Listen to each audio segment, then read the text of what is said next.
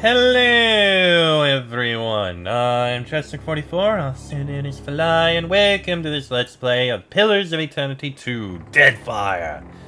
Last episode, we made our way to Harbingers Watch, a place filled with acolytes of Rimmergond who all believe in wanting to see the world end.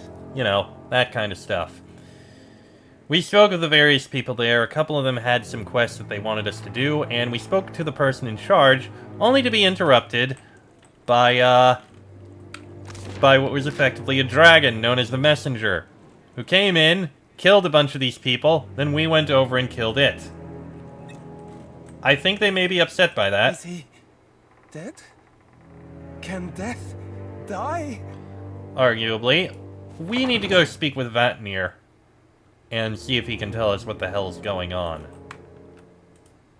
Hello again. Have you seen Vatnir? He's not in the chapel. He didn't follow the others outside, so perhaps try his quarters. They're just down the hall. Alright. Let me check the chapel first. If not, then we'll check his quarters.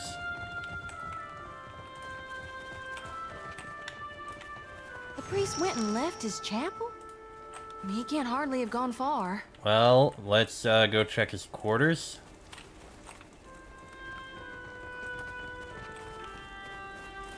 And he's hiding in his room. Hello, Vatnir. Vatnir cowers, hands atop his bandaged head, fingers interlinked defensively. He doesn't react at all to your presence. This is not what I imagined embracing oblivion to look like. Trembling alone in a dark corner of a hidden room is just how we Glamfelons show affection. Vatnir cringes at the sound, then slowly turns his head to peer up at you. Though his mask remains impassive and cold, his twitching fingers and rounded shoulders bespeak abject terror. I'm not hiding. I had to sacrifice. Something that I was saving for the messenger, and I couldn't find it, so I was looking for it. When I killed your messenger, Rimmergond didn't say a word in complaint, and the gods are not shy around me. You killed it? That's good. That it's dead. It's been harrying the watch now, well, for years. But people keep coming, and it keeps eating. Each time it comes, the ice spreads further. I didn't know how to end it, so I wrote to you. Oh, that's why I'm here. Certainly telling your followers that it was a manifestation of the divine come to usher them unto oblivion didn't confuse matters. Why write to me? Because you're the Dusk Speaker. Just answer the question. Sorry. You have a reputation, don't you? You overcome things. You triumph. You're coming to the Deadfire. It seemed too great an opportunity to ignore. You know what? I can grant you that. It would have been nice if you had told me, listen, we have a dragon problem, can you please come out here and help? I would have liked to know what I was getting into, but okay. How did an unbeliever like you end up leading this community? It's not that... I'm not an... We're rare, the god touched. More so, those changed by the beast of winter. Growing to adulthood in the land, in the white that wends, it's difficult enough without the numbness, the stiffness, the pain. I see. Those of us who do survive, our communities expect things of us. Leadership, wisdom. So you just donned the role presented you, like a well-cut coat. I became the leader they expected me to be. And how did you end up here on this iceberg? Our elders told stories about this place. The Vatnir, the White Moor, and about the endless void beyond. A few years ago, a man named Glasval led his clan to the frost-hewn breach in Eir Glanfath, seeking a path from this world to the realm of Rimmergond. I think I remember that incident. They returned with a story of a portal to the White Void, and the cold that flowed from it. A tale that reminded many of the Vatnir. Sounds familiar. Vatnir inhales through his teeth, quick and gurgled. The tale passed from mouth to ear to mouth again, and people began to think, if Glasval could escape, why can't we? I suppose I saw in that an opportunity, a chance to leave the land behind. So I claimed I had a vision, and the beast was calling me. So... okay. You're one of these kinds of people. The lie was more successful than I could have imagined. And I can imagine quite a lot.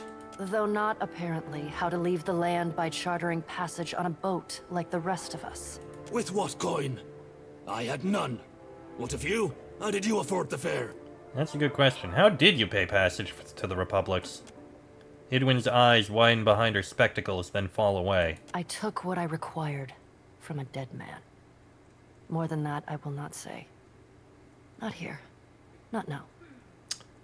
Little concerning, but okay. Now you take what you require from the living. And you treat me as a hypocrite.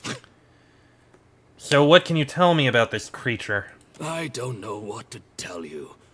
It's a dragon, or looks like one. And rotten enough that linking it to the god of decay seemed reasonable.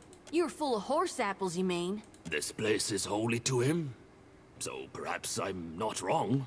Do you know why this iceberg exists? We're a long way from the White that wins. No. Whatever answers you seek, you will likely find within the temple. The temple beneath the ice. There's a temple under the ice. What's it doing inside an iceberg? I don't know. I think maybe the iceberg formed around the temple. Perhaps it's because of the Vatmouth. The closer you get to it, the colder everything becomes. And what exactly is this Vatmouth? Like the frost-hewn breach, it's a passage through the walls of the world. From this one to the next. To the White Void, specifically. Seat of Remergund himself. You know this for certain. So the stories say. None who has gone in has ever returned to confirm it. But you wouldn't expect them to, right? Just tell me how to get to this mall. You'll need to climb the cliff overlooking Harbinger's Watch. That's the only way we know to enter. Here, these should help. He pulls a pair of ice picks from the detritus behind him and passes them to you with shaking hands. Well, ain't you hospitable all of a sudden? No, I want you to succeed. Well, thank you. He nods numbly. The messenger has fallen. Dusk Speaker? What? Where are you? What is this room? Well, you see, we were just discussing some matters of orthodoxy. The godlike's three tightly clumped eyes swivel towards you nervously. Yes, we were deep in discourse. Very deep. Oh, okay. His hooded head shifts its focus from Vatnir to you and back again. But, Rimmergun's messenger has fallen. What should we do now? Survive and keep our work going. The Dusk Speaker and I will set everything aright. I swear it. Hafior nods, his shoulders falling slightly as he visibly relaxes. I should probably get back to the surface to do surface things. I suppose so. You've returned. He can come with us. I'm going to drop a save before I see what happens if I choose that. Let's see what happens. Grab your things, you're coming with me. Wait, what? I can't. I've got responsibilities. You need to set this right, Vatnir. Help me help your people. I suppose I owe it to them. He stares into his bandaged palms. Fine. I'll accompany you to the Vatmouth. Gods protect us. Arms tied around his torso, he cradles himself. Thank you, Vatnir. He nods numbly. So, he's a priest, or a priest enchanter, or a priest and rogue. We'll go with regular priest. Preview ability tree. So he does have several abilities already, but he's not necessarily a healer. So he's got Rimmergund. He automatically learns several cold spells, which might not be that helpful. He's got 2 weapon style, so he's a dual wielder. Combat focus, concentration at the start of each combat. increased penetration with acid, decay, frost, and water. He's tough. Rapid casting. Improved critical and potent in power. He also has interdiction, condemns a priest's foes. Prayer for the body, grants target ally the fit inspiration for an extended duration. Spiritual weapon, watchful presence, triumph of the crusaders, divine terror, barring death's door, champion's boon, minor intercession, and minor avatar. So he's a more damaging focused one. Alright. I'll take him instead of Aloth for now. Oh, he's actually highest level.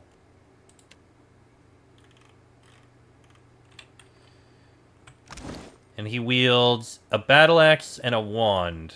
And he's got high Harbinger's robes. Which is superb. I can't make it legendary. And I can't do either of these. Which is, instead of 5% damage and damage taken, it's 10% damage and damage taken. Or 35% chance to deal 5 corrode damage per 3 seconds for 9 seconds when hit with weapons. Interesting. And action speed increases as health decreases. Also interesting. Do I have any gear for you? I can give you a cloak of deflection. I'll give you this. That looks like it could work. I'm not giving you Ibis. But I think that's all I got there. As for weapons, you've got a battle axe and a wand. What are your weapons of choice? Rod, wand, poleaxe, mace, hatchet, flail, battle axe. I could give you a hat. Acolyte's frostbite. You are an ice type. I can give you that instead. It only makes sense. And I can give you Vion's... Well, it's not going to help here.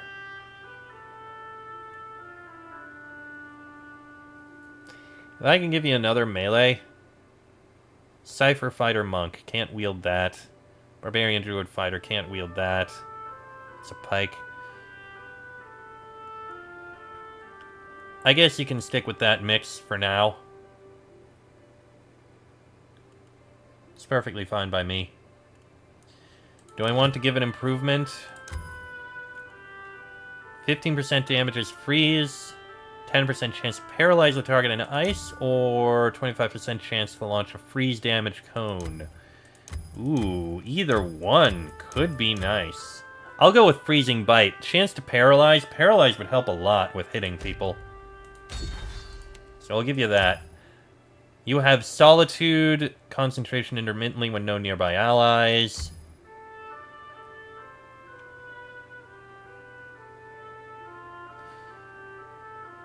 Either one of those could be interesting, but I can't do that right now.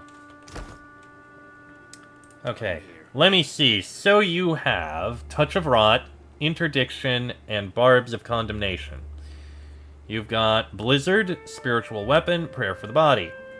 You've got Spreading Plague, Despondent Blows, Watchful Presence.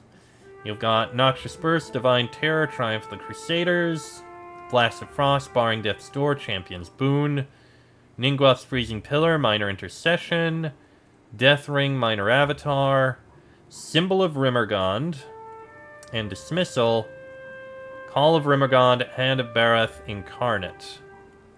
Okay. I'm listening. Straight away. We should probably speak with you. I'm listening. Yes, yes. I'm here. So you have nothing else to say. Alright. So we're going around here with people who aren't exactly ideal for this, and we don't really have the fire spells or that kind of thing with us. But we've got the healer, we've got the melee... You know what?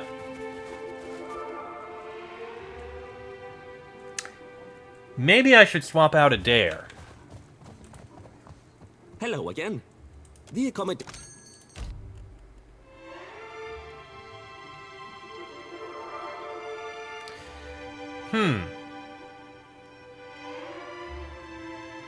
If I'm the only tank, we'd be heavy mage focused.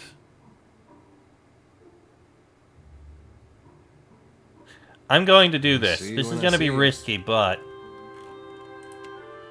I'm going to do this mix-up. Yeah, no problem. So we're going to have me, Joti, Idwin, Vatnir, and Aloth. These three will be the frontline fighters. I'm going to be the tankiest one, going to try and get everyone's attention. Which means I should swap this out for...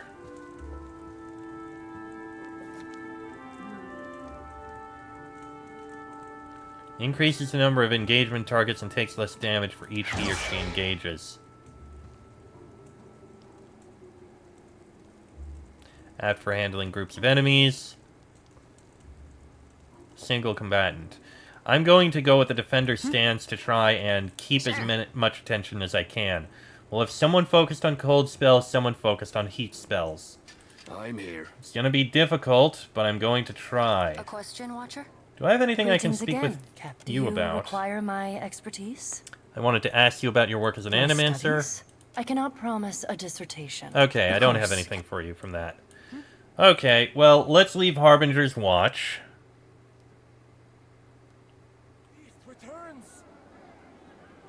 Oh!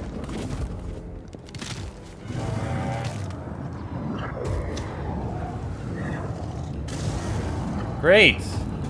And it's gone. Sweet Frost. The messenger, yeah, survives. It got pulled away. Well, that's very interesting. Alright. Well, let's take this up. The flat plane of ice rises above Harbinger's watch. It angles slightly outwards, overhanging the settlement like a protective curtain. Climb with the ice picks.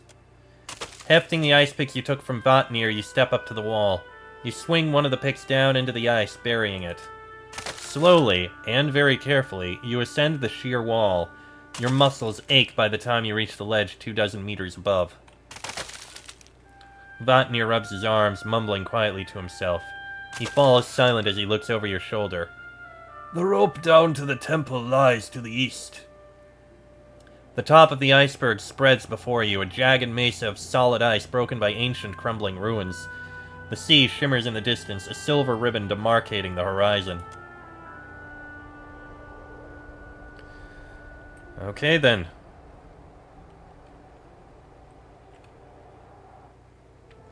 So he says it's to the east. We've got a lot to look around here. Careful. The pilgrims lurk nearby. We've been told to Maybe deal they'll with be them. friendly. You never know until you meet them. We've been told they are hostile, so we're going to be dealing with some pilgrims. Oh. Oh, hello, hello. That's interesting.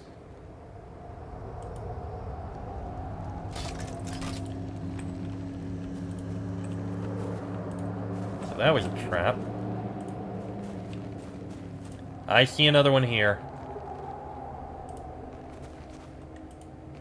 There you go. Why not? A frost shade. After him. Good. It does nothing. You are going to throw out a fireball, I think.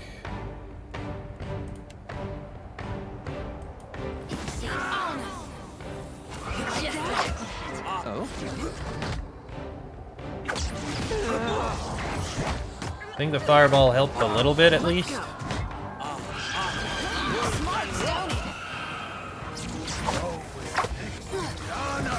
Why did you cast an ice spell?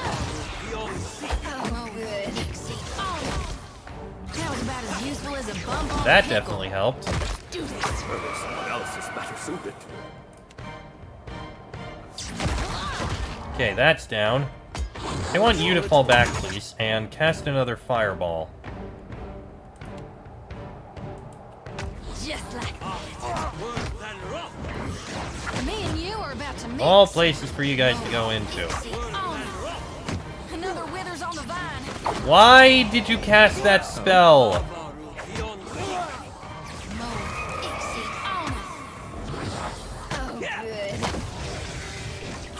Okay, finish off the shades, please. Quickly. That was about as useful as Oh, the shades are summoning ice blights, aren't they? Glory be.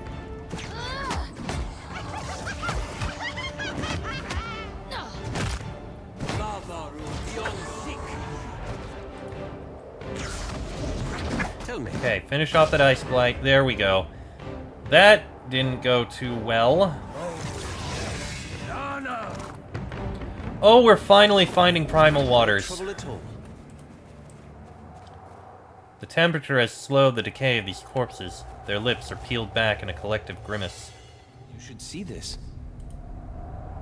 A few weak strands of spirit essence cling to this frozen corpse. Reach out to them. Cold air rushes over you as you fall into the curling spiritual remains. A vast expanse of white flashes before you. No, shimmering silver.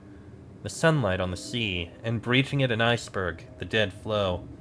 Nakili raises her oar, points the dripping wood towards an inlet. They seem to manifest from the fog, long and tall with harpoons and axes. One rides atop a god's damned bear. Nakili cries out for peace, one of the few phrases you know in the Glamfellan tongue, but the Pale Elves don't seem to hear. They're roasting Jarak's wolf.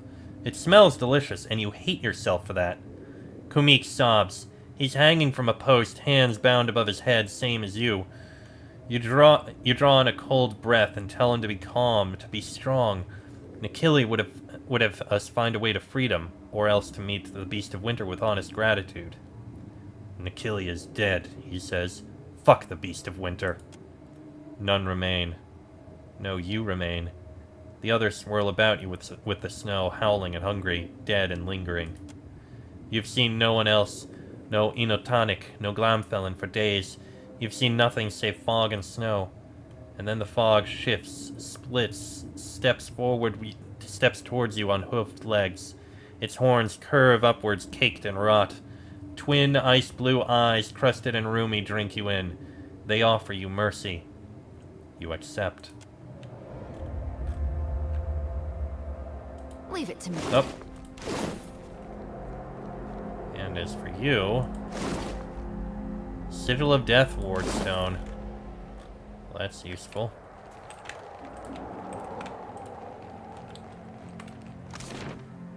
Outcrop on high.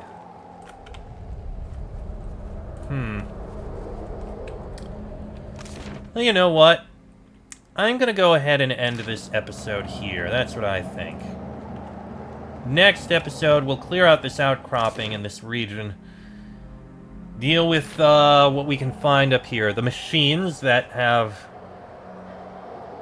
frickin' antifreeze to put in the alcohol. And the pilgrims here that need to be dealt with. But that'll be in the next episode. So until then, I am Chester44, also known as Fly. That is Laniara, Joti, Idwin, Vatnir, and Aloth. This has been a Let's Play of Pillars of Eternity 2, Deadfire, and I shall see you all next time.